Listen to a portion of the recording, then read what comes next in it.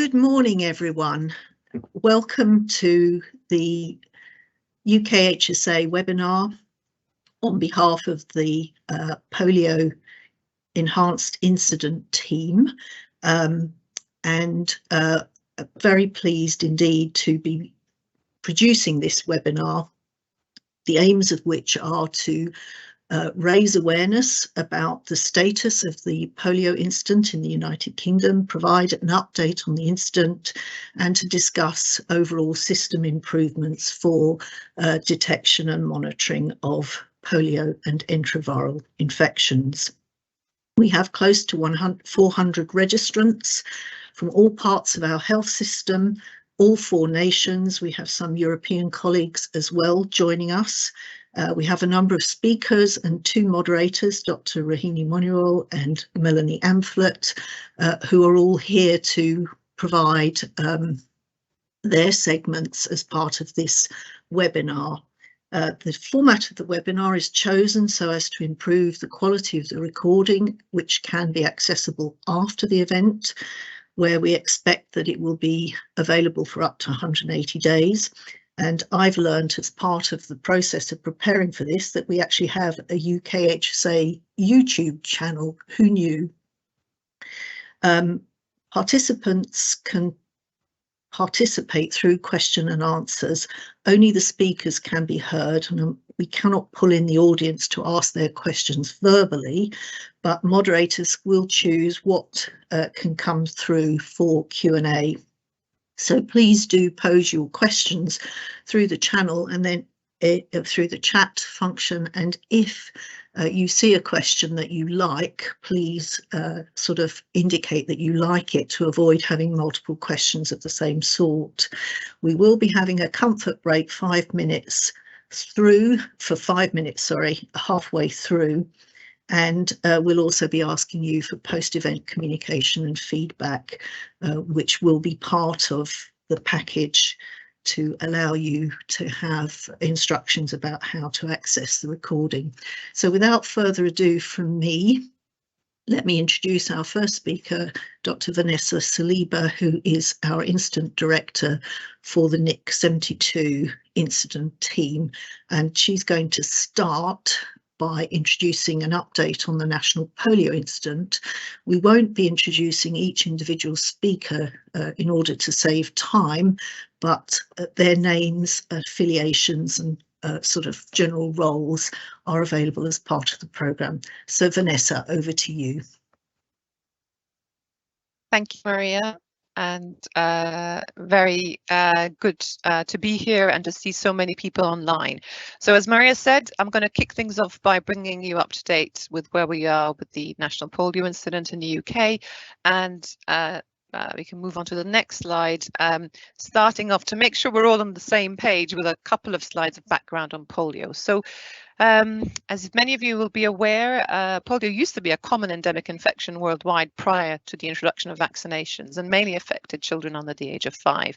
There are 3 types of polio virus and they all mainly spread through the fecal oral route. It's important to note that less than 1% of all polio infections result in paralysis. In fact, that risk varies with age and is so only 1 in 1,000 children infected will present with paralysis, which is why you can have silent transmission in children, whereas for adults that risk is higher at around 1 in 200. You can get paralysis of limbs or respiratory muscles, and the degree of recovery will vary, but many will have to suffer with residual paralysis.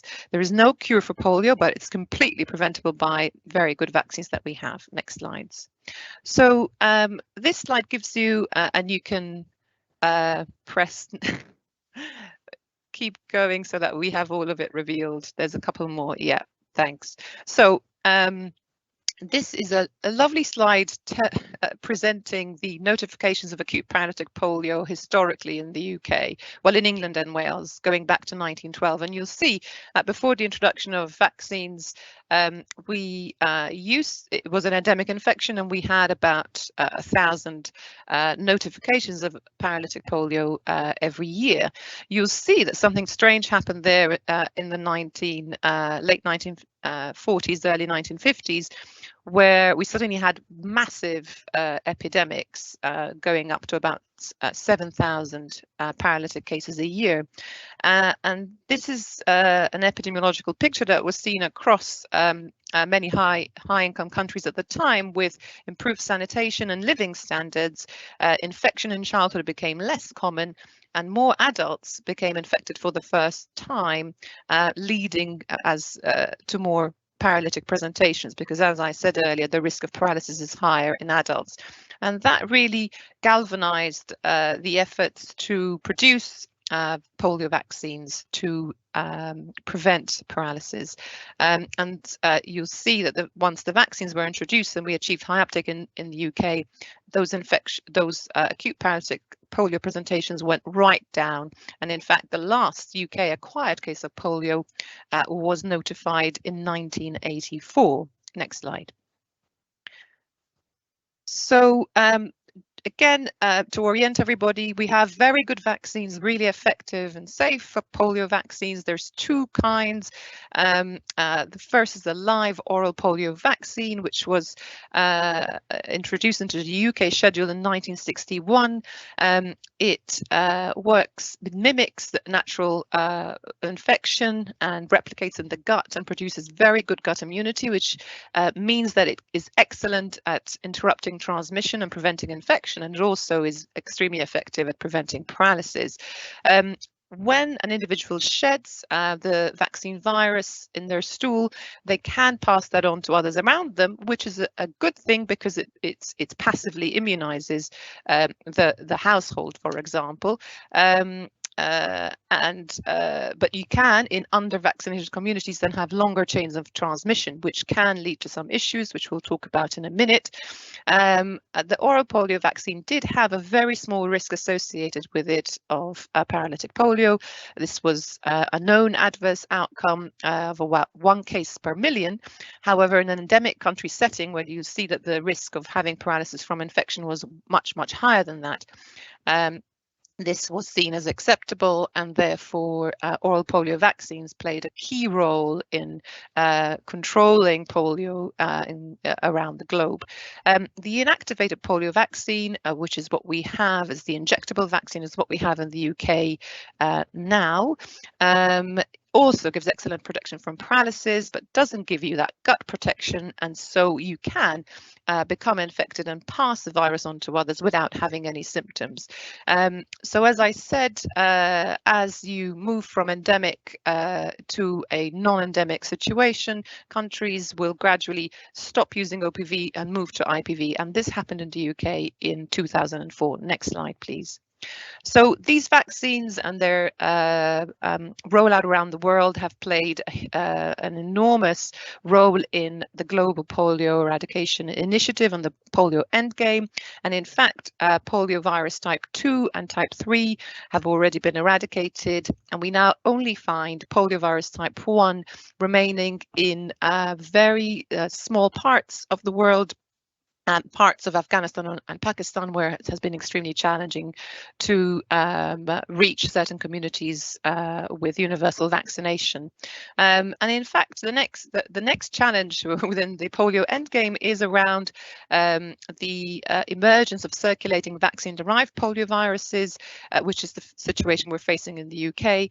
Because, as I said, when if the oral polio vaccine is introduced into a community where there is lower vaccine uptake, it can continue transmitting from person to person, and in that process it can regain the ability to cause paralysis. This can also arise in immunodeficient individuals who are inadvertently given the oral polio vaccine, which would be contraindicated in them. And immunodeficient individuals who get oral polio vaccine can have gut replication for a very long time and shed virus for a very long time. And so mutations can arise within that individual. But in terms of the public health impact, the circulating vaccine-derived polio viruses emerging in under-vaccinated communities is the biggest challenge. Next slide, please. So in order to, as part of our commitment to global polio elimination, we conduct in the UK routine environmental surveillance for polio. That means that we test sewage regularly for the presence of polio virus, and we used to do this before last year in a limited setting. So we used to take samples from London and Glasgow and test them every 2 weeks. And we would pick up poliovirus from time to time. This is an expected thing because we expect to find people who have entered the UK who have just received oral polio vaccine and would be shedding virus for the few weeks after that. So we would pick up 1 to 3 of these a year, but they would be single detection. So the next time we take a sample, we wouldn't find the virus. Next slide, please. So what's different about the current scenario is that in February last year, we detected a vaccine like poliovirus type 2, which was picked up again in April and then persisted beyond that. During that time, the virus evolved, it reacquired the ability to cause paralysis, and so it became classified as a vaccine-derived poliovirus type 2. And because it persisted for 2 months, it then became categorized as a circulating vaccine-derived poliovirus. To date, it's important to note the virus has only been detected in sewage in London, in northeast, north central London, and it has not. We have not had any cases of paralysis linked to this.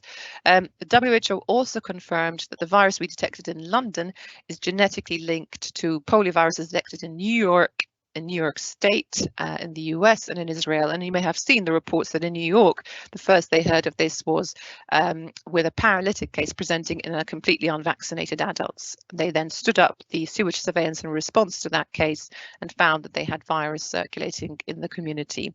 And so this is obviously a situation of which we're very concerned about. And in order to respond, we have established a national enhanced incident response for the UK. Next slide, please.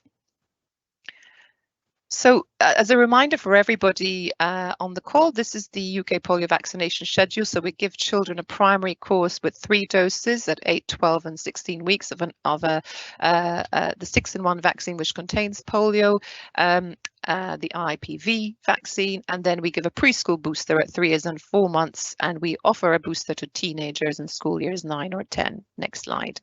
So a little bit of context around where we have detected the polio in northeast and north central London. It's a very, very densely populated area, very diverse community, and we also have low vaccine uptake. So this is uptake for the primary vaccine course, which we measure at 12 months. And you'll see that London overall is at 86.6%, so well below the 95% WHO target. And by local authority, the range is as low as 61% there in Hackney, seen in blue in the middle, which is one of the areas where we detected the virus. Next slide. The next slide shows you coverage for the preschool booster, which is actually even lower. The London average is 71%. So clearly quite a lot of work is required to catch up those communities. Next slide. And so, as I said, we've established last year a national enhanced incident response and have established a number of work streams. The first was around expanding the environmental surveillance in order to see where transmission was happening. We did both sampling upstream of the London Vector sewage treatment works in order to try and localize where transmission was happening, but then also expanded surveillance to cover the whole of London. And we've we've also identified 18 sites outside of London to monitor spread to other communities. And we will need to maintain this in the long run because from a WHO perspective, we will need to continue reporting as to where we are and progress with this. That we've also done a huge amount of work in terms of case finding and enhanced laboratory surveillance, but I won't go into this because this is the thrust of what we're covering today in the webinar. And then in terms of vaccine response, we have worked closely with the NHS to ensure that all areas around the country step up efforts to recover the childhood programme, where we've seen a fallen uptick over the last 10 years exacerbated by the pandemic, and catch up children who've missed out. In London, we started a GP-based call recall for children in June, and then kicked up a booster campaign in August, which I'm going to talk to you about in a minute, alongside targeted work to reach underserved communities. Next slide, please.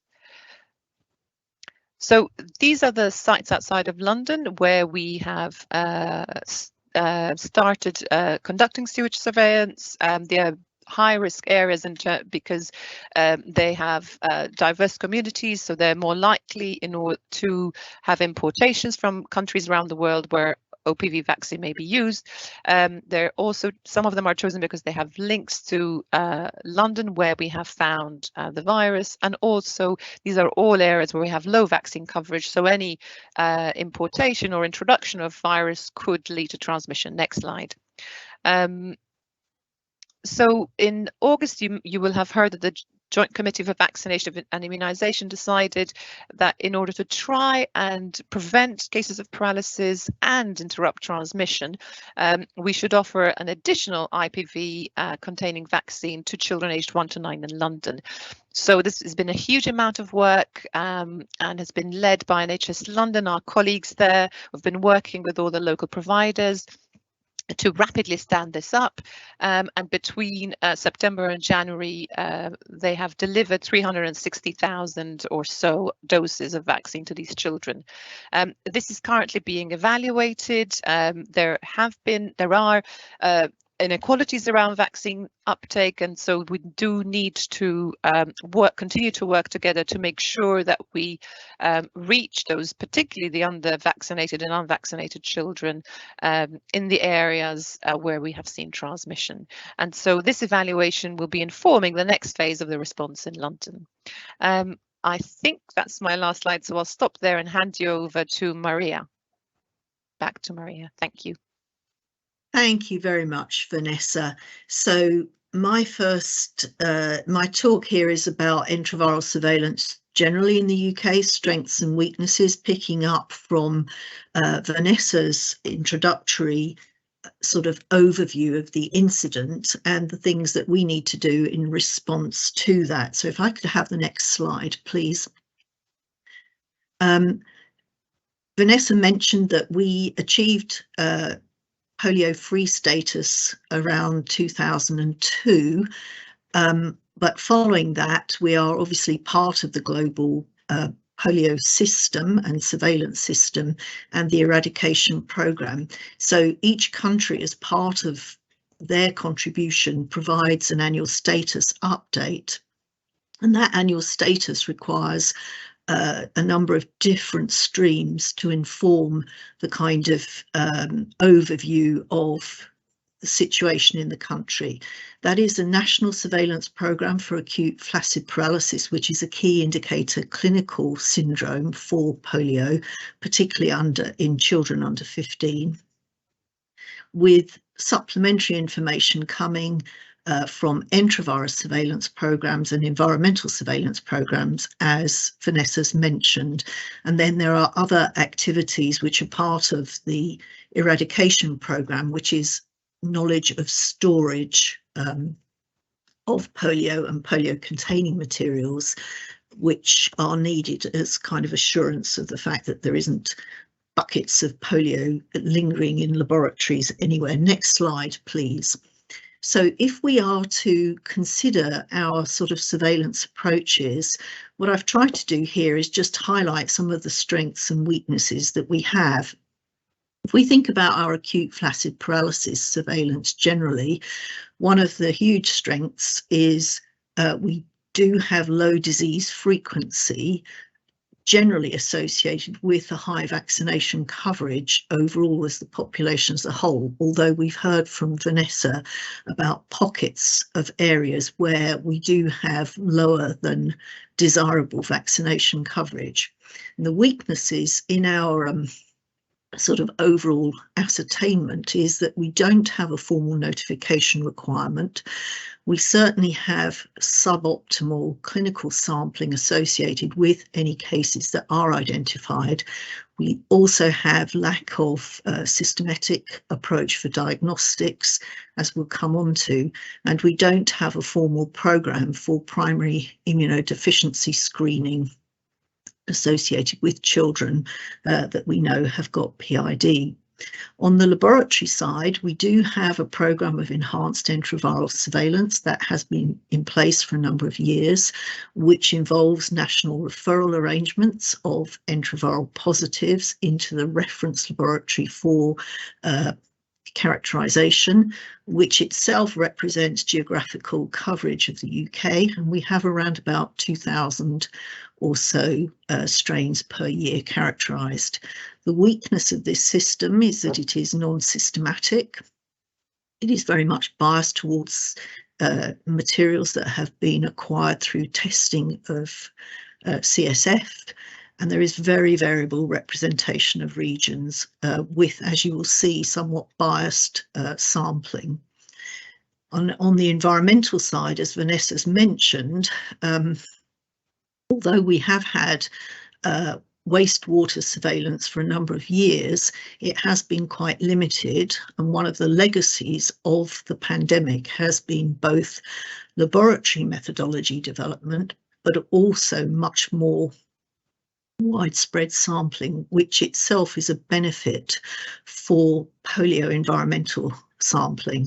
But the weaknesses of that particular system are thinking about the sustainable arrangements and the longer term framework, because it isn't a kind of trivial programme to maintain. So next slide, please.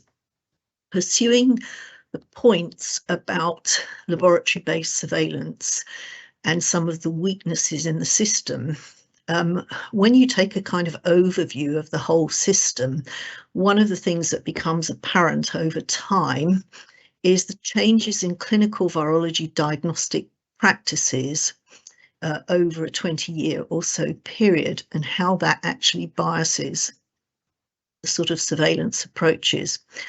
In the late 1990s and early 2000s, viral culture was commonly performed and pretty much universally available for NHS hospitals. Now, why this is a relevant point is because the gold standard for polio detection and assurance of polio detection clinically remains virus isolation from fecal material.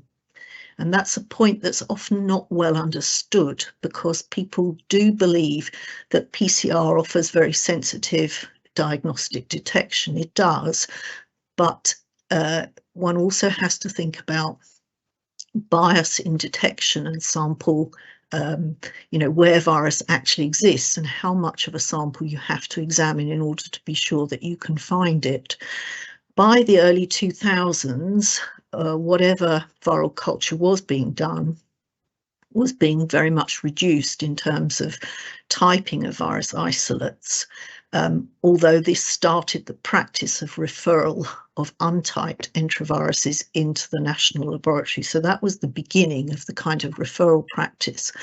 But from about 2005 onwards, there has been, for obvious reasons, the increasing use of PCR for detection purposes for viral meningitis instead of viral culture. This itself led to more enterovirus being detected, but didn't really give very much information as a result of a lack of sort of systematic approach about enterovirus circulation generally. And the consequence of the sort of relative success of PCR diagnosis from CSF has been the loss of the kind of knowledge that the stool is the best sample for polio or enteroviral diagnosis.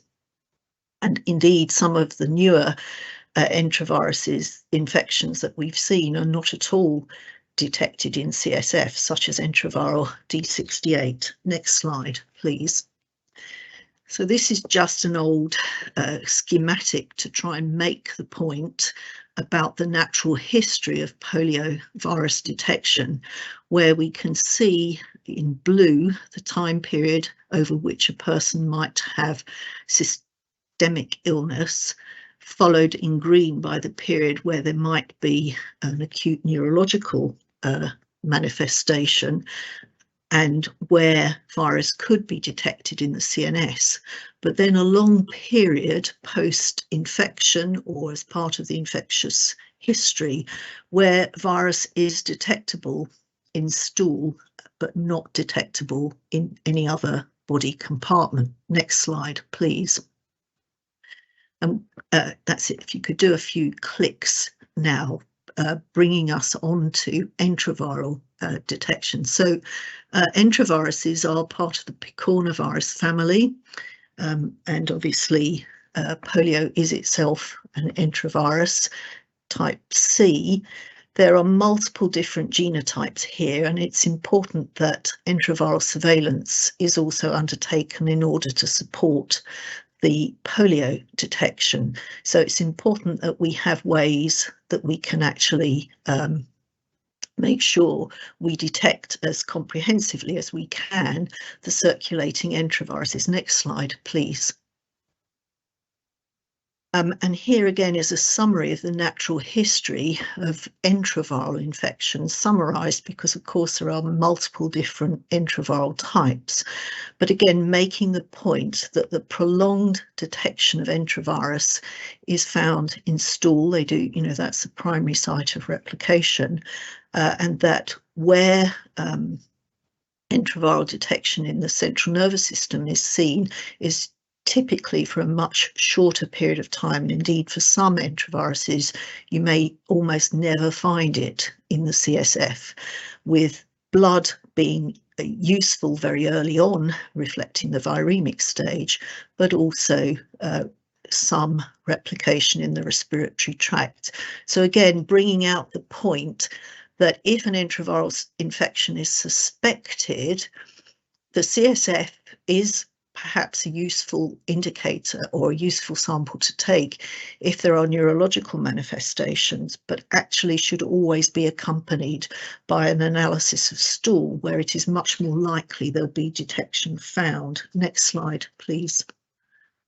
So here then is just a summary of how reporting is done from laboratories into the SGSS system, which sort of hoovers out laboratory information system diagnostic information from UK reporting laboratories over a number of years. And what can be seen here is that, generally speaking, for our enteroviral infections, we do expect a peak of enteroviral infections between sort of August and December. Next slide, please. And when we actually take a look at the enteroviral positives that are actually sent in for further characterization, the way in which this is done is to look at part of the enteroviral genome, undertake RT-PCR and then limited genomic sequencing to get a genotype allocated. Next slide, please. Which then gives us this kind of horribly busy pattern of circulating enteroviruses. So we can see fluctuations in the type of enteroviruses, generally speaking, very rarely any kind of predictable trend of what's circulating, but a huge diversity of types in circulation at any one time. Next slide, please. So this is the pattern for 2023, and what you can see, roughly in line with what I've mentioned already, the uptick in number of samples or number of positives coming around about autumn time, but also shown here are the types of samples which are referred in for enteroviral detection. The red represents the fecal samples, the orange represents, or the yellow represents, the respiratory, and the blue tends to represent the CSF. So part of what we've got here is the kind of general typical pattern of what's being referred in. And from this year, obviously, quite an effort to try and enhance and beef up the amount of material that's being examined. But again, wanting to make the point that the majority of what we analyse is not the fecal material. Next slide, please. I wanted to share this with you as a piece of work that's underway as part of enhancing our respiratory surveillance with the Royal College of General Practitioners. The panel at the bottom, it has gone live on the RCGP website this year for the first time, looking at enteroviral detections, which are shown in pink at the very top of the panel, and in linked to the mauve, which are the rhinovirus detections, which we pick up through our respiratory surveillance. So this is another way of looking at circulating enteroviruses. Next slide, please. And when we compare the enteroviral genotypes, which we see circulating through a respiratory versus the routine referral surveillance, we can see it quite reassuringly a similar profile of genotypes, which is good in the sense that it says that our respiratory sort of surveillance of enteroviruses is looking good, and we would look to this as a system for early warning of things like D68 enteroviral surveillance. Next slide, please. The summary of issues for polio detection and assurance are really to get follow-up of acute flaccid paralysis cases to ensure that we have appropriate samples collected. The guidance on clinical sample collection is already clear and part of the national guidance. We need to raise clinical awareness in all parts of the health system that the use of stool is an important sample for detection of enterovirus, even if the CSF is negative. So the kind of arising misdiagnosis is the point that I'm trying to make here, and that fecal samples for viral culture work do need to be original material. Next slide, please. So the kind of general improvement plan for our enteroviral surveillance has got three arms to it. Improving what we're doing with clinical acute flaccid paralysis, improving the notification and sample collection. And to that end, there is also the intention to mandate more strongly the legal notification process, to enhance our enteroviral surveillance by improving the reporting and representative sample collection, and others will talk about this later, and increase the amount of genotyping and genomic analysis that we do, and also enhance or improve our assurance of polio detection stroke exclusion through the development of additional assays, such that if we need it, we can expand testing capability and capacity. Next slide, please.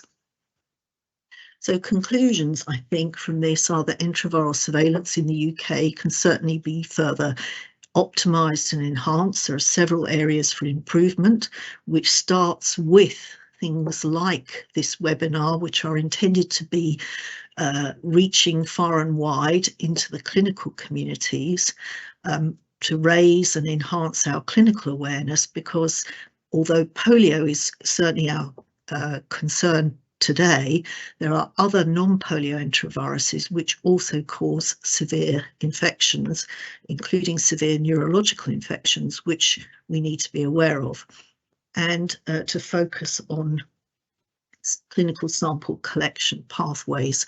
Next slide, please.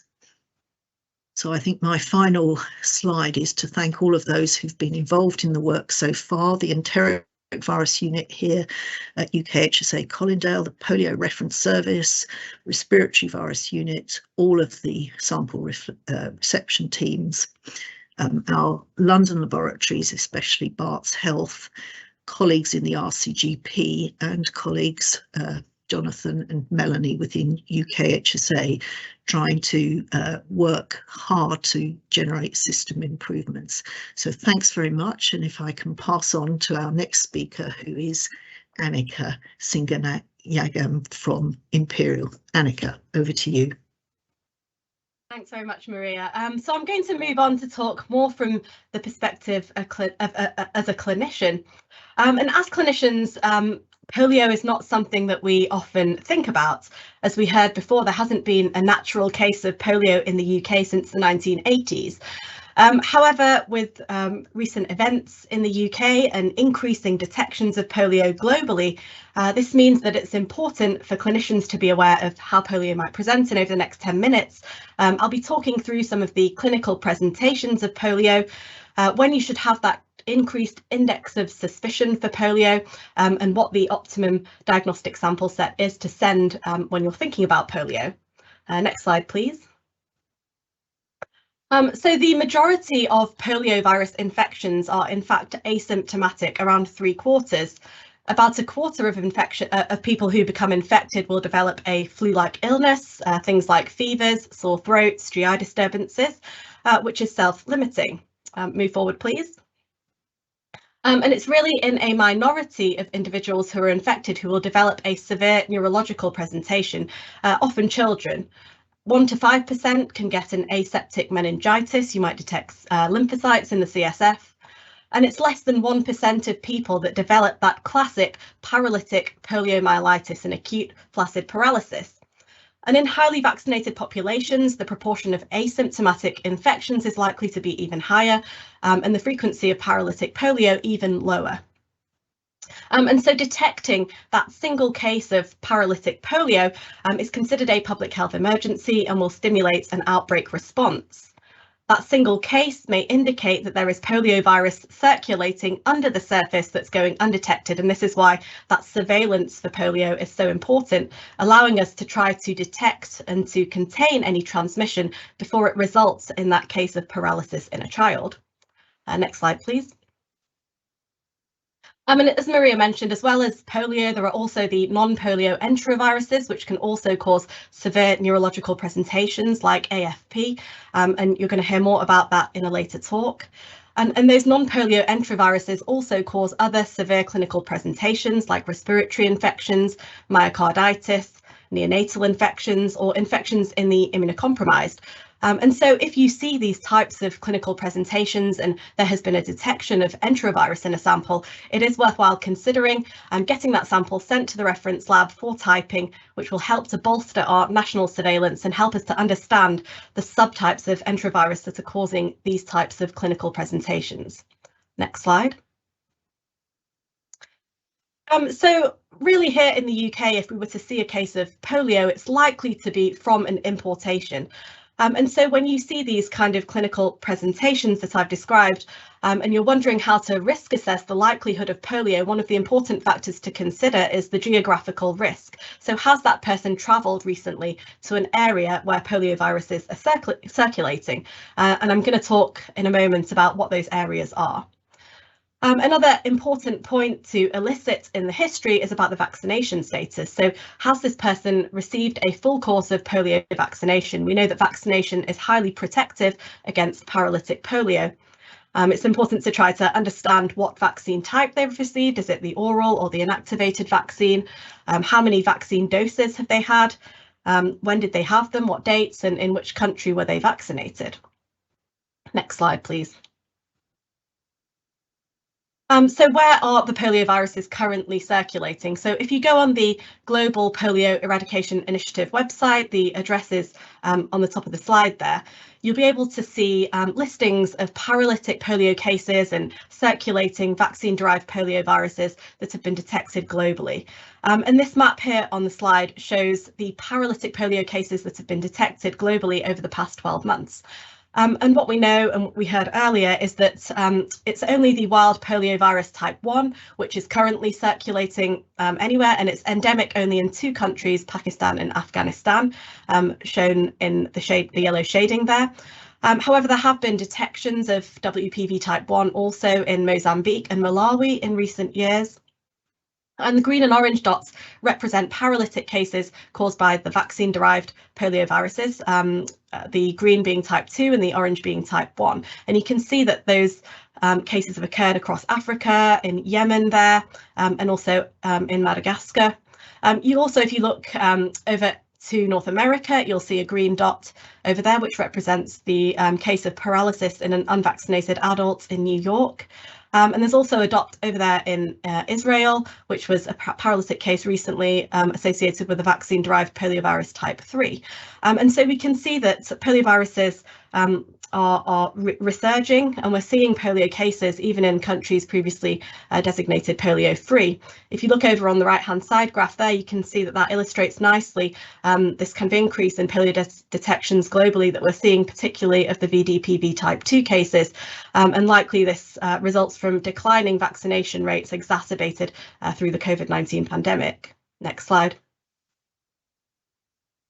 So here in the UK, as Vanessa discussed, we use the IPV. We've switched to using only the inactivated vaccine, and that's similar to other high-income countries that you can see shaded there in light blue.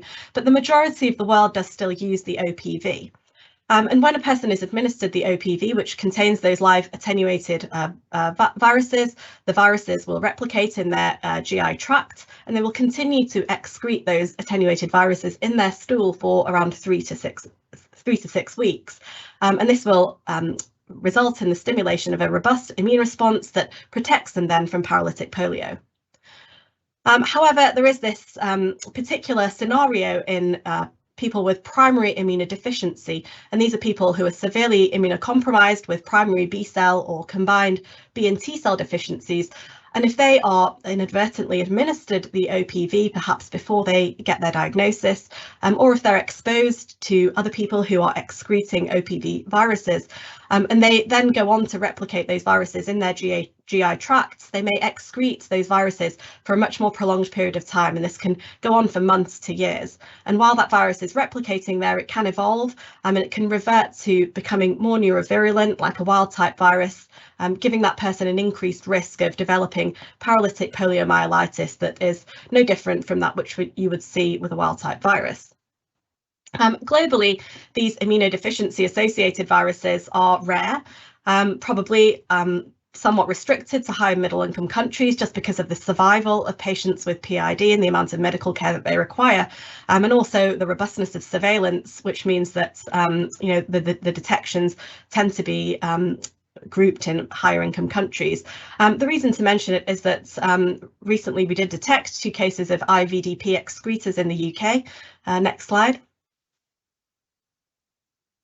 So we detected 2 children with primary immunodeficiencies who were excreting immunodeficiency associated vaccine-derived polio viruses. Both of these children had links to the Middle East, which are countries where the OPV continues to be used. And the reason that I really wanted to bring this up was to talk about how these cases were detected. So the first case was detected just through routine national enterovirus surveillance. A local NHS laboratory had detected an enterovirus in the stool and referred it to the reference lab for typing just as part of that routine laboratory surveillance. It wasn't kind of picked up clinically that there was a concern about polio. And that was an unexpected detection then of polio, which will then stimulate an infection control and public health response. And interestingly, then the second child was detected because those same clinicians in the same unit then had this higher index of suspicion for polio and understood that the second child was perhaps a higher risk case. And then when they detected enterovirus in the stool, went on to request typing of that enterovirus, and it was found to be a different subtype of polio. And so I think that highlights really the importance of surveillance and the importance of clinicians being aware of and thinking about polio and sending off those samples. Fortunately, both of these children remained asymptomatic. They didn't develop any paralysis or neurological symptoms, and they've now cleared their poliovirus. They were both treated with increased doses of IVIG and also went on to have stem cell transplants. Next slide. So when you're assessing a person with suspected polio clinically, it's important to remember that polio can spread in droplets from the upper respiratory tract. It can replicate in the upper respiratory tract as well as the GI tract, although albeit for a shorter period of time. And it's also transmitted fecal-orally, so use the appropriate droplets and contact precautions if you do suspect a polio infection. And when you're taking your history and examination, what does AFP mean? So characteristically, this is a weakness that progresses rapidly, and it progresses to its maximum severity within 10 days. It's usually asymmetric and often affects the proximal muscles more than the distal muscles.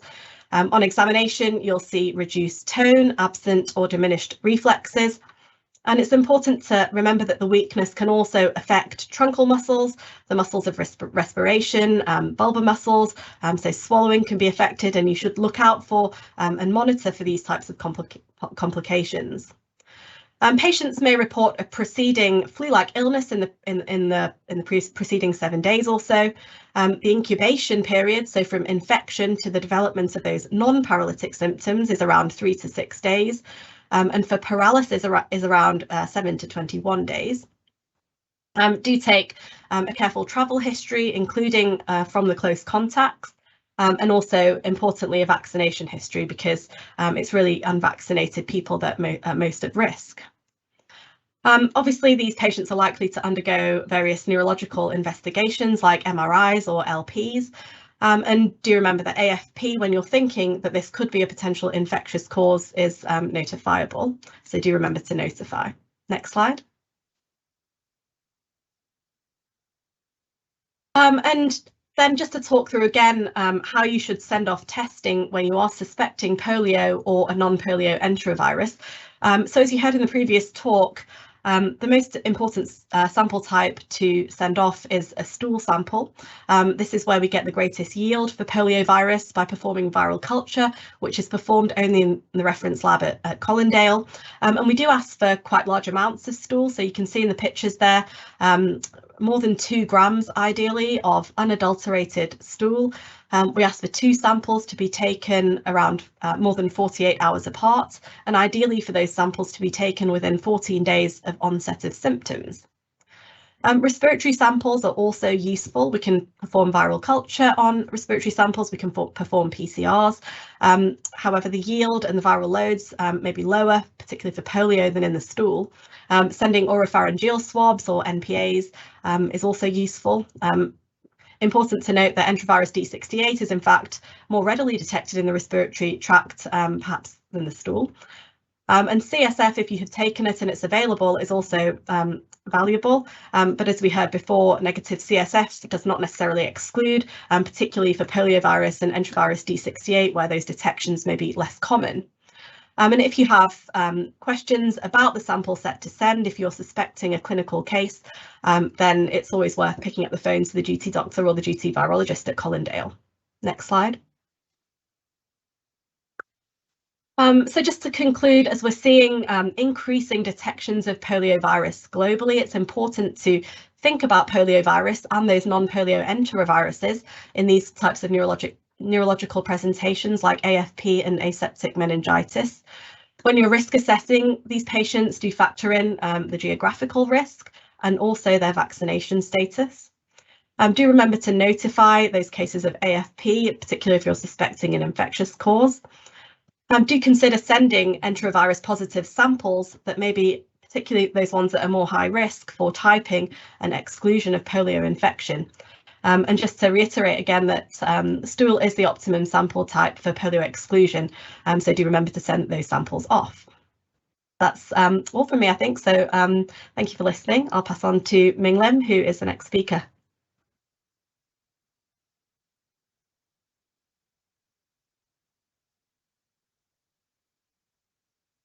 Thank you. I'm just checking if you can hear me. Yep, you can now.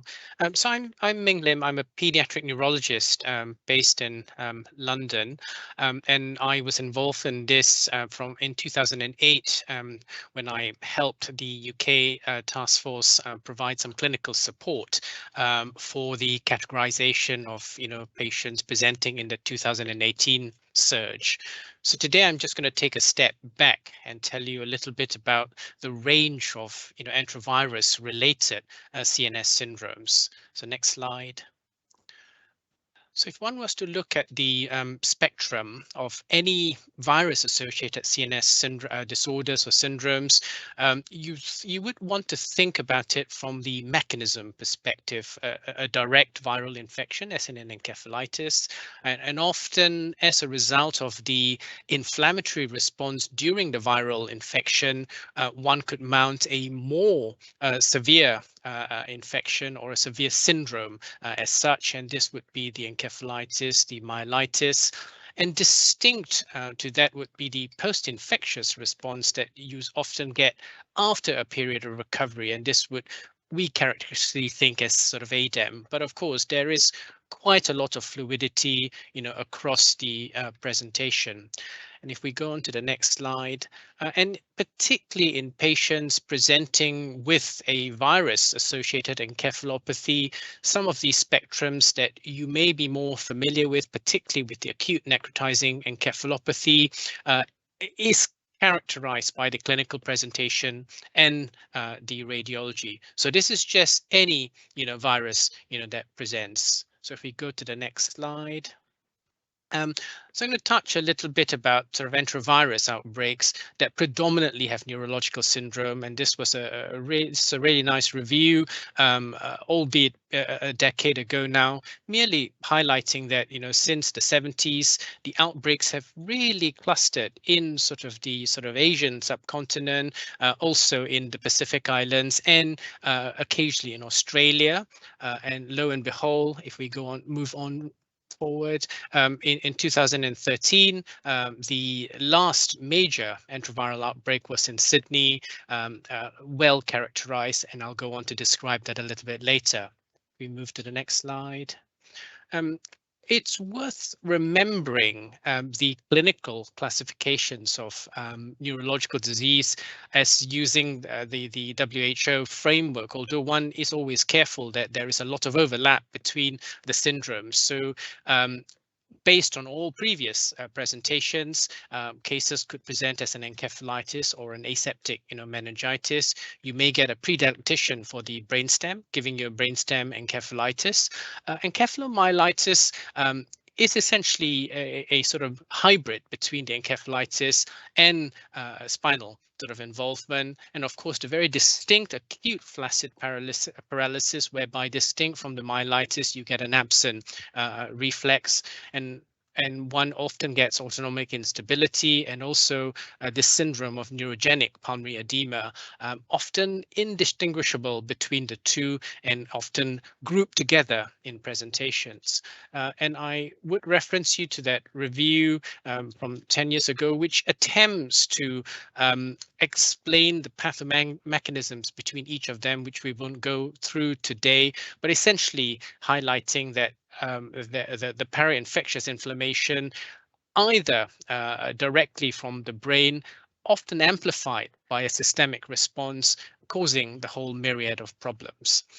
The one thing I wanted to highlight in this slide is that usually with each outbreak, you may get a different symptom mix and a different predilection for different syndromes. So if we were to take the more recent AFM, and if you move forward that slide, the last outbreak in Australia that I was telling you about, it was predominantly a brain presentation, either with encephalitis, brainstem encephalitis, or encephalomyelitis. By contrast to the more recent AFM outbreak, if we forward that a little bit more, the slide, you will see that patients were entirely presenting with this acute flaccid myelitis subtype, and essentially we've now appear to encompass the acute flaccid myelitis to include some of the brainstem syndromes as well. So if we move to the next slide. So I'm just going to take 2 or 3 minutes to illustrate 2 or 3 cases that we've seen in our institution before the upsurge in 2018. So this was a young girl, as you see there, who'd been previously fit and well, and after a viral prodrome, did have some neck stiffness or maybe some aseptic or some sort of meningeal irritation. With right arm weakness, and this correlated with the clinical examination demonstrating a low motor neuron, i.e. hyperreflexia, no reflexes, but no other, neurological signs. Next slide. CSF revealed the lymphocytosis, and this would certainly, make one worried about, an active infection. Because she was reasonably well, and the signs were very localized, we opted to perform a nerve conduction or electrophysiology, which revealed a motor axonopathy with normal sensory studies. So this was primary motor involvement, and this is essentially what we see with denervation. And we naturally imaged her because we're neurologists. And the next forwarding it on will show us the imaging, and you can see here from the imaging from the far left panel that there is brain involvement. There is also quite florid spinal cord involvement, which is more prominent on the right. And if one looks further down, there is also involvement of the nerve root enhancement. So what do we call this? Nowadays we would call this AFM. Previously, or if we were to use the WHO sort of criteria, this would probably be an encephalomyelitis with a peripheral involvement. And historically, these were reported either as ADEM plus, ADEM is acute disseminated encephalomyelitis plus, or TM plus. ADEM requires an encephalopathy, so this child was not encephalopathic, so she was probably would have been reported as TM plus. And just very quickly, we'll go through to the next case. Forgot to mention, of course, enterovirus was identified in the stool in this child. She responded well to treatment, and at follow-up remained very well, but remained flaccid in that arm. Next slide. So this 3-year-old girl had a 3-day viral prodrome prior to the onset of septic shock. So this was to illustrate the systemically sort of unwell child, and was actually admitted to intensive care. Next slide. And it's often not uncommon that as children wake up after having been well, that we then notice the neurological deficit. And in this case, this was a flaccid weakness that prompted us to image her, demonstrating the central cord change. If we move on to the next, and because of the sort of inflammatory changes, she was treated with IVIG. Often there's a reluctance to use steroids acutely because of her being unwell, and the imaging, the clinical syndrome that evolved, and the nerve conduction study would make us conclude that this was an AFP or AFP presentation of an AFM with huge systemic involvement. Next slide. She had plasmapheresis, after which she responded well, and was discharged with no motor deficits on subsequent follow-up. Next slide. And she had no viral isolates, only because she probably didn't have them sent at the right time. So I'm going to next 2 minutes just talk you through this novel outbreak of acute flaccid paralysis, which, as I hope to have illustrated to you, might have been not as novel in that we do recognize it, but at a very low level of no more than 10% of our patients presenting with transverse myelitis on ADEM-like presentation. But the first 3 cases were noted in the States. If we progress that on, following which a total of but 59 cases were reported in 2 publications, alerting the CDC response, which then continue to report, if we forward the next 3 quickly, the increasing number of cases causing concern at the surge in 2018, because that was the first time we noticed it in the UK. If we progress that, you'll see the bubble, and this was reported by the UK PHE at that time. And then looking back at the European sort of cohorts, there were certainly 2 papers totaling 39 cases that were reported in 2016, and there was definitely an EU signal in 2014 as well, if you could progress that on. And as we moved on to 2020, pre-pandemic, there had always been a major concern that the next surge would double the bubble size, but for many reasons that the pandemic brought, we saw a reduction in numbers almost in the EU to steady state. So next slide. So I think the subsequent, clinical message here is really reiterating what Professor Zambon and Annika has said in their first, 2 slides. This 2018 event triggered a clinical, surveillance on the background of polio being a notifiable, disease already. I'm not going to remind ourselves what AFP and AFM is, because we've said so now. So if we progress to the next slide. And it was just a mere sort of reminder of what I highlighted earlier, that a lot of these cases, if not all of these cases, were had flaccid, paralysis and myelitis, and just being careful that a lot of this is just how we frame the AFM, these days. But these children predominantly had a respiratory prodrome and were sick. About 30% of them needed intensive care, and were a combination of upper limb, lower limb, but asymmetry is a key sort of feature. If we move on to the next slide.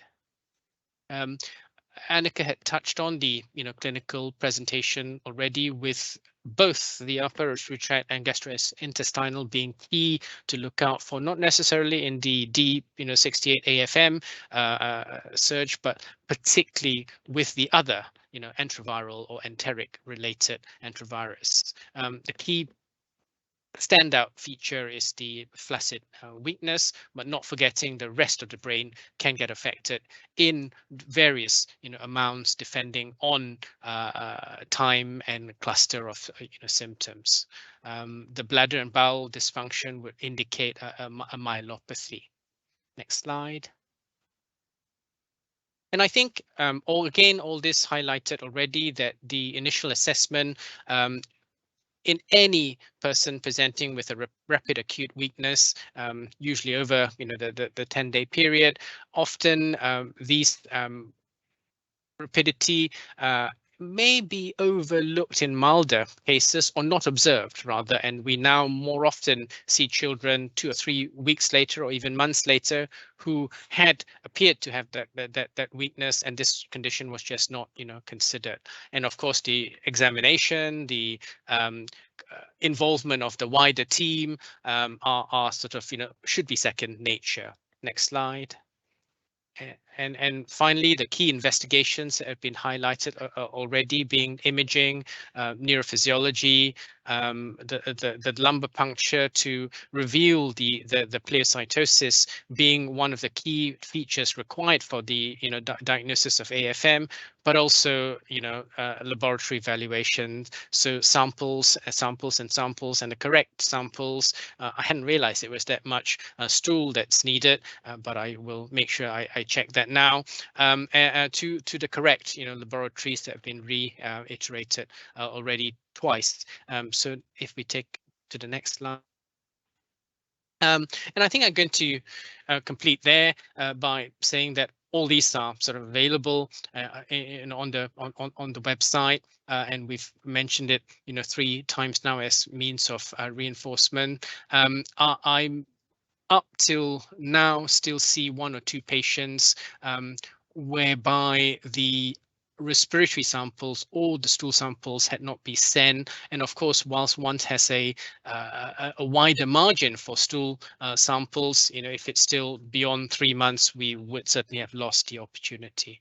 So thank you for listening, and I'm going to pass you on to the next.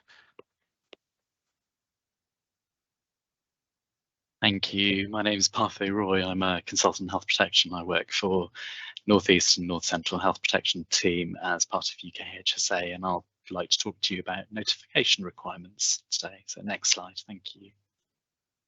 So the first thing I just wanted to point out, as Lim Ming and others have pointed out, is the vast resources that are available to everyone. These are the national guidance. These two screenshots here show polio guidance and acute flaccid paralysis syndrome guidance, and it includes clinical management and information for parents as well on these pages, and the web addresses are available on the bottom of this slide. So please do check out these web links, and this contains all the information that I'm going to talk about in my presentation.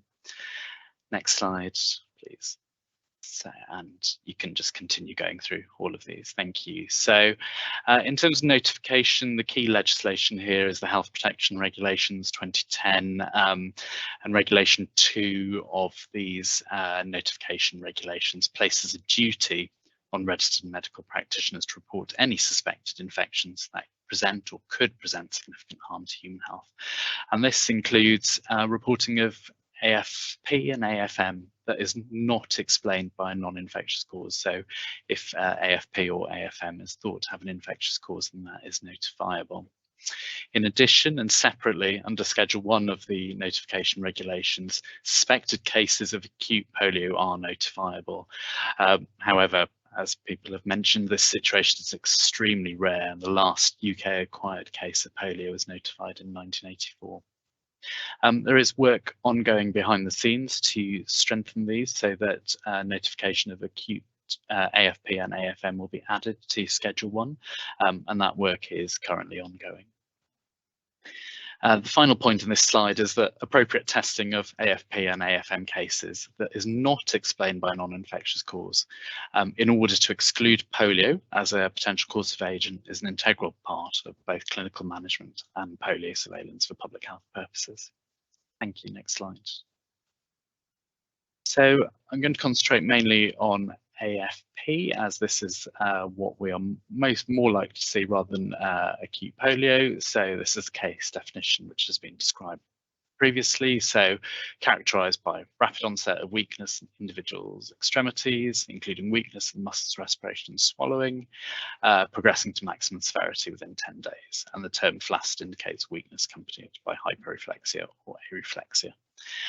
So clinicians should perform the following actions, and there's 4 actions that clinicians should follow. So first is to report the case of AFP or AFM to your local health protection team by telephone during working hours. And if we go into the next slide, this is a screenshot of how to find your local health protection team here. Just enter the postcode and it'll give you the contact details for them. So next slide, please. And the remaining 3 things that one has to do is you need to inform your local virology or microbiology on-call clinician. Next. And then collect the following samples and send to the UKHSA virus reference department. So these are mentioned before: 2 stool samples 48 hours apart, throat swabs on nasopharyngeal aspirate, and cerebrospinal fluid if collected.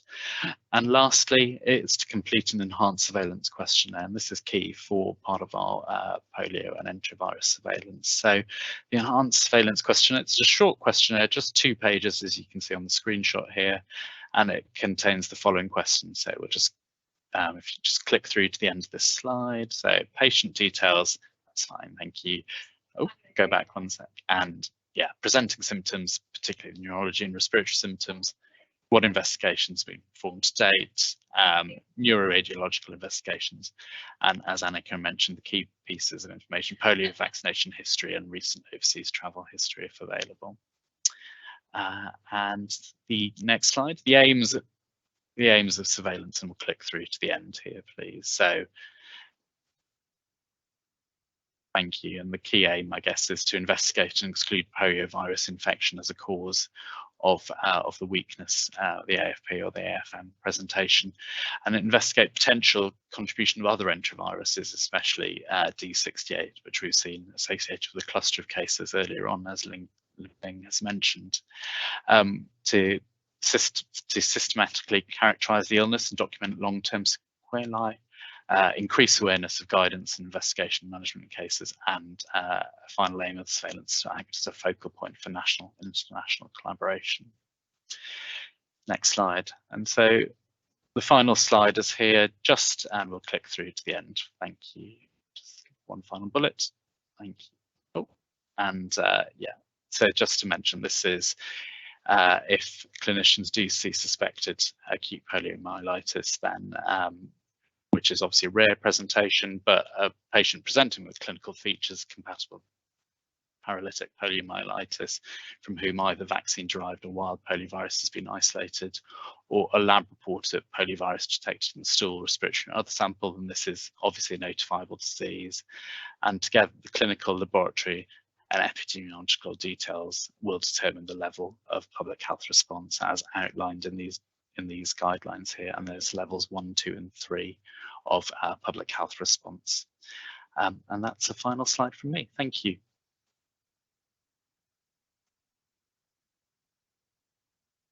Thanks very much. Just 5-minute break now.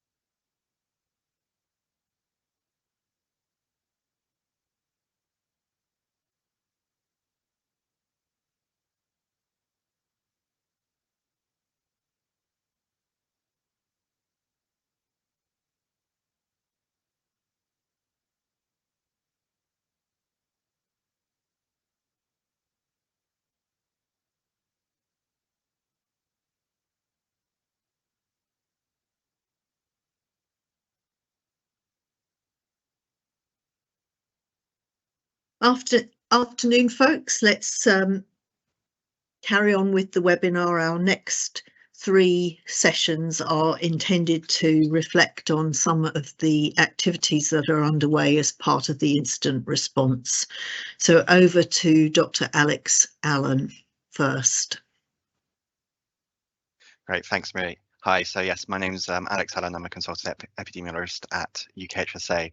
And as part of this incident, we wanted to get a better understanding of what labs were testing for when they came to enterovirus, how they were testing it, and what samples they were sending on to the reference laboratory at Colindale.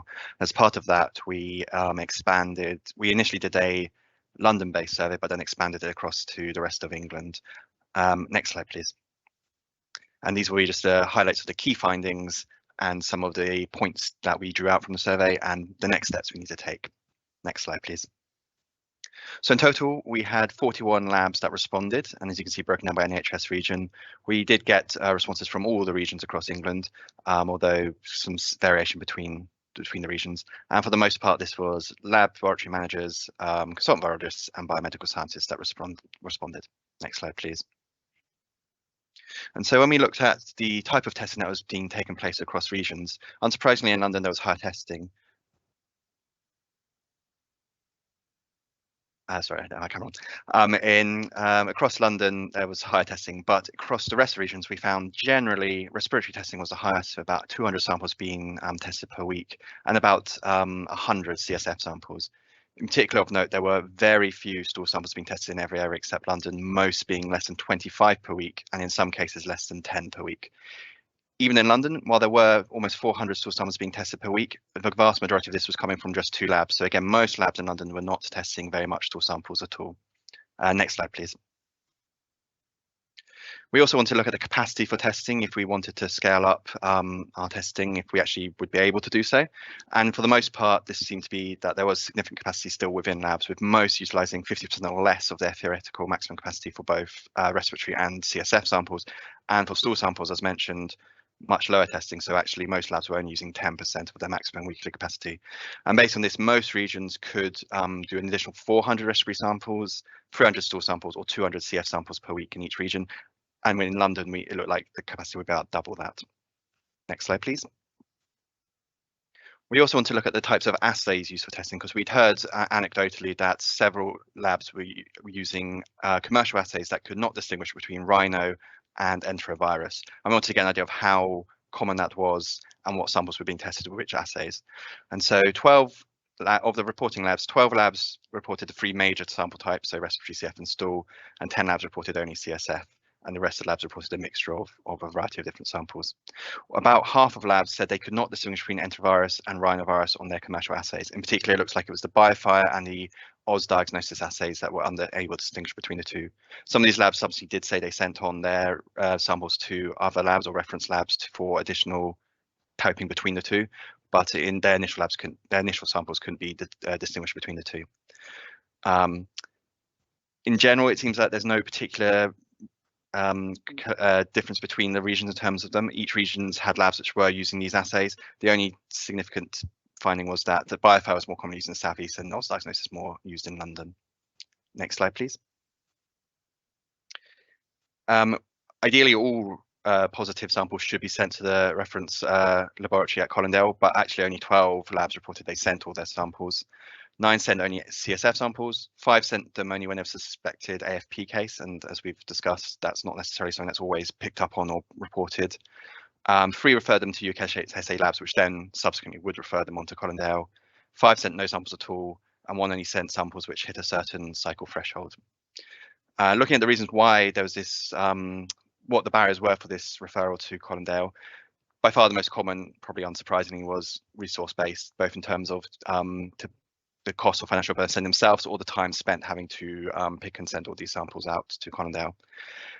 3 labs said that it was just insufficient samples, particularly in paediatric cases.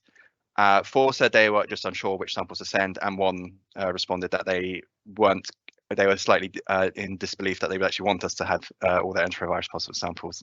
Next slide, please. So from this, in terms of what's next, in terms of understanding laboratory testing for enterovirus, we want to get a better understanding of the rationale for the use of the given commercial assays and the performance characteristics of these assays, in particular those that don't distinguish between rotavirus and enterovirus. Is this because they're a cost-based decision? Is it that they're the only ones that are available in the quantities needed? Those sorts of questions we'd like to get answered. We'd also like to understand the barriers to wider scale testing of source samples. Is it a case of getting the samples themselves from the patient? Is it something else in the labs? Just to understand that. We'd obviously also want to understand the testing variations between regions, and of course, if that is causing potential inequalities due to these differences in testings, in terms of who's getting tested for what, and whether that has an impact in terms of outcomes as well. And finally, as we've touched upon in both previous talks and also in the Q&As, primary immunodeficiency patients have a higher risk of developing things like IVPVDs, and WHO do recommend a surveillance system in place to start to pick up these. The UK probably needs a stronger system for picking up these sorts of cases, and that's something that we're looking forward at, particularly if we wanted to introduce the NOPV2 vaccine. The WHO requirements require this sort of surveillance for these patients. So, yeah, that's me. I'll hand over next to Karthik. Thank you, Alex. Good afternoon, everyone. My name is Karthik Pranthaman. I'm one of the epidemiologists in the UKHSA, and I've been asked to talk a little bit about how we strengthen the enterovirus surveillance system in London and what implications this may have for other regions. Next slide, please. So as Maria has mentioned, the context here is that improving enterovirus surveillance is one of the key pillars of having a strong polio surveillance system if we are to be able to detect a case in London or elsewhere in the UK. And while Partha has talked about the clinician requirements as to what clinicians are expected to do if they see a case of polio, there are supplementary requirements also on diagnostic laboratories on what organisms that they have to report to UKHSA. Interestingly, enterovirus is not in the list of mandatory organisms that the laboratories have to report, but there is also a supplementary list which is called organisms under surveillance by UKHSA, and within that document link that I posted there, if you have a look at it, enterovirus is an organism under surveillance by UKHSA, and we are requesting laboratories to report all their results to UKHSA for that surveillance purpose. But as we know, this organism list is not always reported very well in London and elsewhere, and reporting has been variable over the last few years. Following the detection of poliovirus in wastewater in London, we have undertaken a lot of work to improve the surveillance system, and that included sending a letter to the directors of infection prevention control in London requesting reporting of enterovirus results from their laboratory information systems to UKHSA, as well as us working with individual laboratories to enable that reporting. And we've also, as Maria mentioned, requested that laboratories send on their positive enterovirus samples to the reference lab for further confirmation. As we know, poliovirus is not tested for within individual diagnostic laboratories. Next slide, please. So this broad trend shows that, on average, we have about 100 enterovirus results that are reported to SGSS, our main surveillance system in London. That's been the trend for the last few years until September 2022, when we undertook a specific piece of work to improve surveillance system. And the results of that you can see on the right, whereby the reporting of enterovirus results from diagnostic laboratories has now gone up at least to 6-7-fold. Next slide, please. And if you move on to the next slide as well, please. So this shows the number of enterovirus cases that have been reported in London by specimen date on the x-axis. And as you can see, from summer onwards, there's been a big improvement in the number of results that have been reported to our surveillance system in London. From an average of about 100 cases reported a month, now we are going at about 700-800 cases a month. Next slide, please. And this is just the number of laboratories that are reporting. Again, just to show that the number of laboratories reporting this has now increased from 5 to 6 to around 15 laboratories in London. Pretty much all laboratories in London now report enterovirus data to us, which is great. Next slide, please. And what this allows us is to then look at some of the detail of enterovirus epidemiology in London and whether there are any gaps in surveillance. So for example, this one shows the age-sex distribution of enterovirus cases that have been reported all across London. And this shows that primarily 3/4 of the cases are in children, 1/4 are in those over 16 plus year of age. And this also then allows us to look at some of the distribution beyond age sex in London. So if you move across, next slide, please. And this one shows sort of geographical distribution, the numbers here aren't terribly important, but what this allows us to show is that where are enterovirus cases being picked up in London, how that maps onto the laboratory catchment. Now, as I said, there are variations in laboratory reporting, which we are trying to address at the moment. But once laboratory reporting becomes more and more complete, what we will have is a detailed picture of where enterovirus is circulating in London and what that means for us in terms of both surveillance as well as the public health response to that, and also sort of strengthening our referral of samples from those regions to the reference lab. Next slide, please. So again, the next slide here isn't terribly important in terms of the detail, but what we do within UKHSA is monitor individual laboratories and to see how many enterovirus cases that they have reported on SGS's surveillance system, and if what kind of numbers then they refer on to the reference lab. So we can do some additional work to look at which areas are of particular interest to us. For example, following the wastewater detection in North London, we undertook a lot of work with BARTs, both to improve reporting as well as to improve referral of specimens. So we can undertake that sort of a tailored work, which can really strengthen polio surveillance.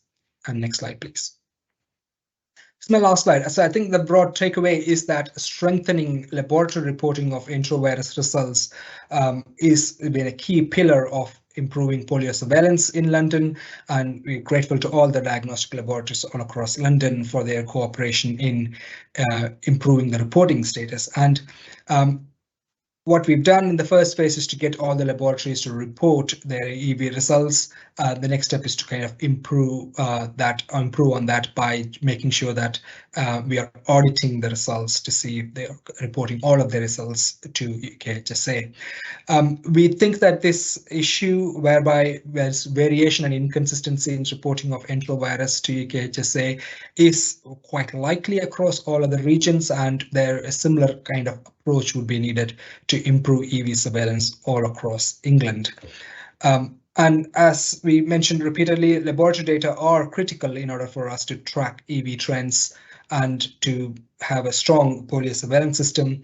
And this would then allow us to be able to identify polio cases promptly and to be putting in place appropriate public health measures. So I'll stop there and hand over to my next speaker. Thank you. Thank you very much. My name's Carmel McClelland. I'm an Honorary Clinical Fellow in the Virus Reference Division at UKHSA, and I'm going to talk about phase 1 of a stool survey that was performed between October and December 2022 to investigate the detection of cVDPV in London. With the designation following the 33rd Polio Emergency Committee in the WHO of the UK being a country with cVDPV, there was a requirement for us to perform virus stool surveys to understand the extent of transmission. Next slide. So the initial cVDPV detection, as mentioned previously, was at the Beckton Sewage Treatment Works in East London, which serves a population of 3.5 million people in North and East London. And as a result of this, upstream sampling was performed to hone in on the polio detection signal. As part of the design of the stool survey, we looked at the overlap between these catchment areas and different hospital trusts and virology lab catchment areas. And there was significant overlap identified between the subdivisions where VDPV2 was detected and the Barts and Homerton Hospital Trusts in East London, which covered 5 hospitals across East London. all of which conveniently had their testing consolidated at the Barts Health Virology Lab. So that allowed us to go to that one lab in order to do this stool survey. Next slide. So this just gives an overview of the process of developing the stool survey. So the design and operationalization of the stool survey was done at great speed and took a pragmatic approach and took advantage of the overlap between the Barts Virology Lab catchment and wastewater detection areas.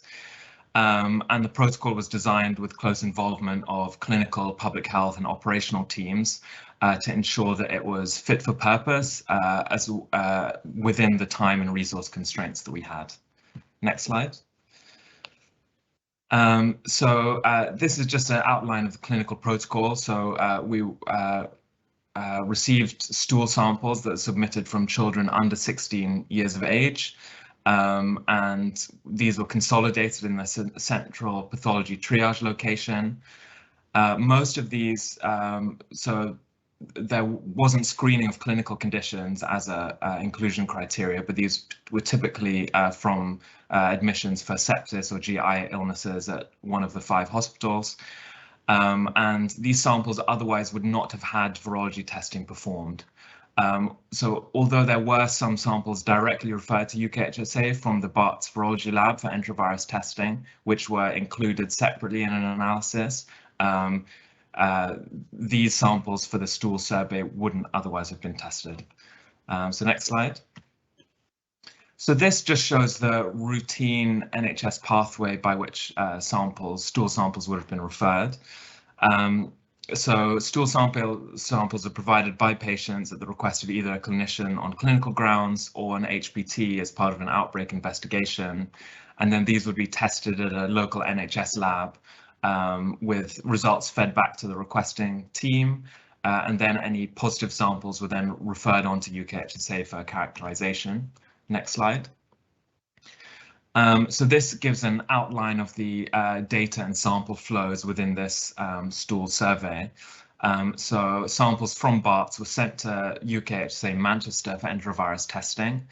And then these results were fed back to Barts and the clinical team, and any positive samples were subsequently referred to the enteric virus unit at UKHSA Colindale for enterovirus characterization. And then these characterization results were collated with initial results from Manchester into a stool survey database that allowed for analysis. Next slide. So this just gives an overview of those 2 pathways with which pediatric fecal samples were being received at EVU. So on the one hand, we have these direct referrals. So these were samples that tested enterovirus positive at Barts and were referred for characterization directly where there was a clinical suspicion of an enterovirus. And then secondly, the stool survey samples, which otherwise wouldn't have been tested, that came via Manchester. As you can see, so the majority of directly referred EV positive samples also tested positive at EVU. Though a proportion around 19–20% could not be characterized by Sanger sequencing. And there's work in progress to try and characterize these untypable samples through NGS or other methods. And then a larger proportion of the stool survey samples were negative or could not be characterized in EVU, despite testing positive in Manchester. However, it is quite significant that so many samples, so of the 100 samples referred from Manchester as positive, 39 were characterized as enteroviruses, and these were samples that would otherwise not have been tested for enterovirus. Next slide. So just a look at some of the numbers. So often more than one sample from the same individual was referred by one or both pathways. So there was a deduplication process that had to be done. And positivity rates were relatively consistent over the whole study period. And then after the deduplication process, around 11.6% of samples tested positive for enterovirus. Next slide. So then looking at the EVU data, so as of the 2nd of December, so the directly referred samples, 32 samples were directly referred from Barts, and 100 that tested positive in Manchester were referred, which gave 103 that were analysed. Next slide. And then looking actually at the characterization results, so there's quite a range across of different types of enterovirus that were characterized. So survey samples were less likely to be positive on repeat enterovirus PCR testing at EVU compared to directly referred samples, and that was likely due to high CT samples. So at Manchester, any sample with a CT value less than 45 was referred as a positive sample. And then nearly 3/4 of direct samples were successfully characterized compared to less than half of the survey samples. And obviously it's quite a small sample size, but nearly 3/4 of the directly referred samples were characterized as Coxsackie A. And there is planned clinical data analysis to give some more insight into whether these represent a particular type of clinical presentation, or to get some characteristics of the samples that were referred. Next slide. So just looking at the conclusions so far after this first phase of the stool survey. So the study is working as envisaged. So it's operational, fully operational, and sample and data flows are working. So no poliovirus, importantly, has been detected through this stool survey so far. And a significant proportion of enteroviral detection has been found in samples that would otherwise not have been tested. And there's a continual requirement for stool survey, as has been mentioned previously. And as polio detection capabilities improve across the laboratory network, this will give us further insights and assurance as to whether there's undetected poliovirus circulating. So next slide. So in terms of next steps, so we're including exploring different laboratory methods for characterizing the samples that were untypable by Sanger sequencing, and also introducing virus isolation to the lab workflow as the gold standard detection method. Then we're doing this clinical data follow-up that's planned over the next over the coming months to understand some of the characteristics of samples referred via each pathway, and those that did and did not test positive. And then the study is due to continue in accordance with the WHO requirements, with slight changes to the study protocol based on the lessons that we've learned from phase 1 and the new lab capabilities. So next slides. So lots of different people to thank for this. So from the Barts Hospital Trust, the UKHSA lab team in Manchester, people at the EVU at Colindale, and various other people from the technical side of an operational side of things. Thank you. That's everything from me.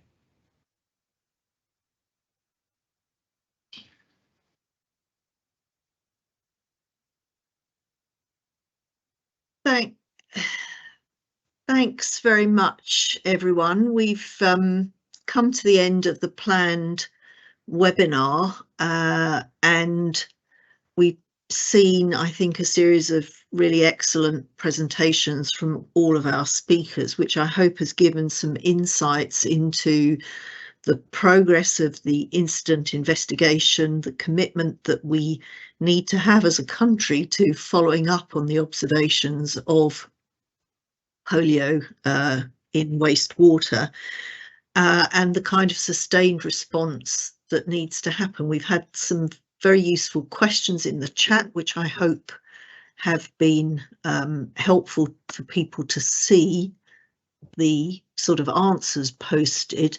I'm not sure that I want to address any of the sort of questions that have been posed to any of our panel, but what I am instead going to do is to hand over to Vanessa to ask her if there's anything following this sort of webinar that you'd like to particularly bring out as next steps for the incident, and perhaps say a little bit more about the planning that is underway, or the necessary planning that is underway for NOPV, even though we hope we won't have to deploy. Over to you, Vanessa.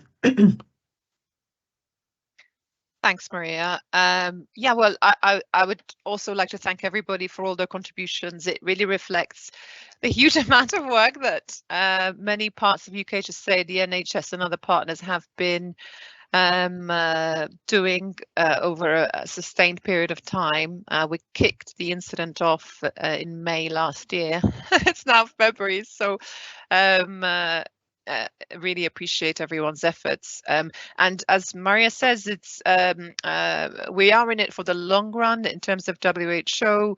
From a WHO point of view, we need to continue our sewage surveillance for a period of 12 to a minimum of 12 months from the last detection, and we need to continue enhancing our surveillance. So it really, the work that has been kicked off by the incident response has really been beneficial in enhancing the surveillance that's already been in place, and we aim to have a kind of a legacy of the incident by continuing to invest in some of those enhancements and improvements and have them embedded as business as usual processes and work within the organisation.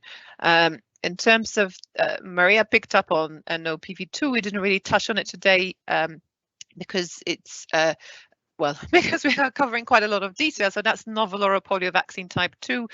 This is a novel type of oral polio vaccine developed actually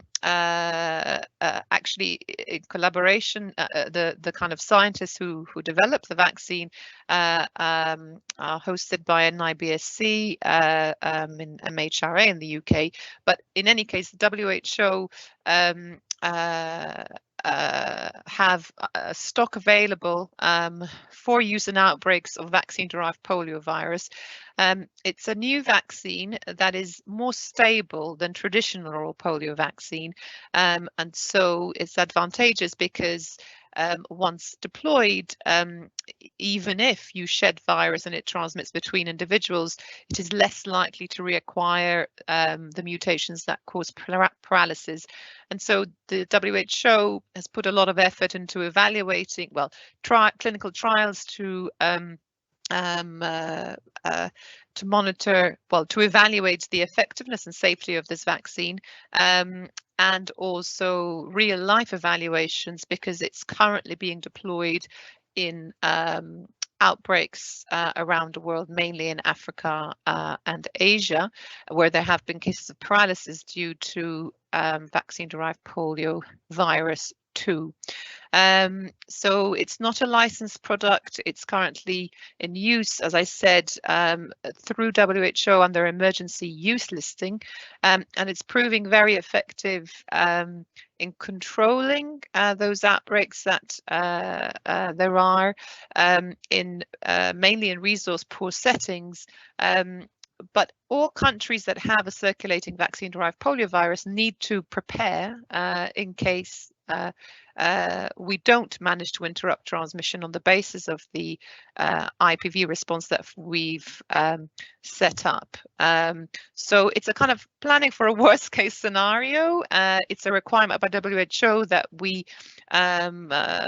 make sure that we have the systems in place required to stand up that response should we need to. But it's very much something way down the pipeline, and as I say, we're preparing, but not in any way considering deployment at this stage. Our response, guided by WHO and JCVI, is very much to strengthen uptake of our routine program and the IPV booster campaign. Thanks, Vanessa.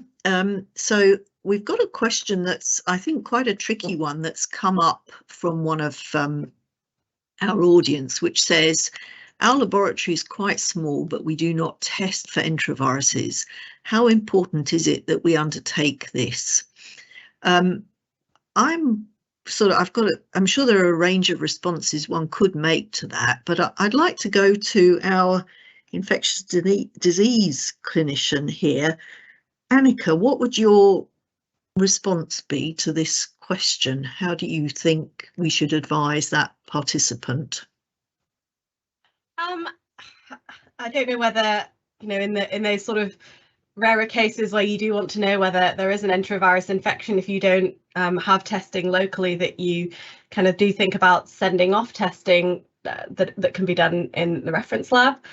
So that's one possibility. I guess it's one of those things to think about, especially if you're not seeing much polio and you're not going to see many cases, kind of what the value of that when you're writing a business case would be. What I would encourage is that if you do identify clinical cases where you think that testing would be worthwhile, that you do then refer them if you don't have local testing available. Thanks, Annika.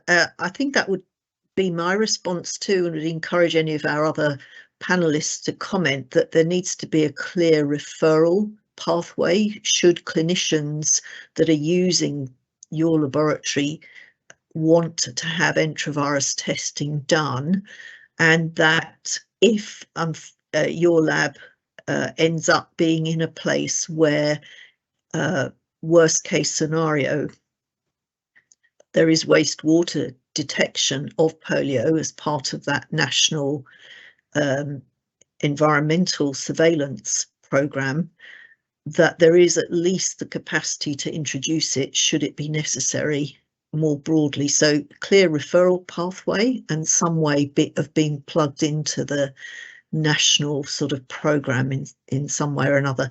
Now, I don't know, Vanessa, if you want to add, or maybe Kartik wants to add something to that.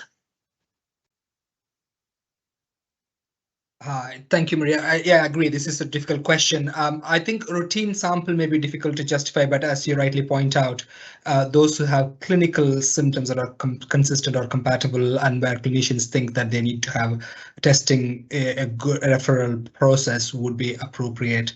But I think it's tricky because of the balance between resources, and we can't obviously take on testing of all enterovirus samples in UKHSA.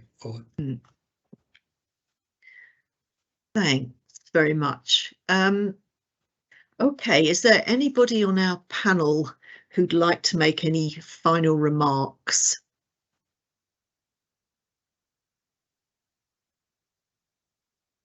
If not, I'd like to make a few closing remarks and hopefully get you finished and to your lunch a few minutes ahead of time.